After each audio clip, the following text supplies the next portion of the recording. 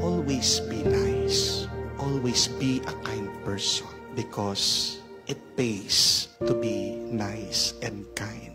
And where does that reward come? It comes from God. Diba? Sabi ni Jesus, pagkatapos ng buhay natin, meron tayong interview.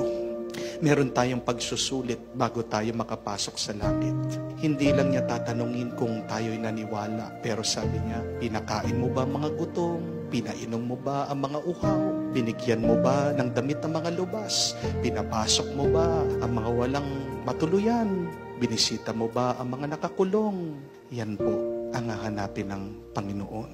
Kung tayo ay naging mabait at mabuti, lalong-lalo na sa mga nangangailangan. Are you a nice person? Are you a kind person? If not, be honest. Ask the Lord for forgiveness.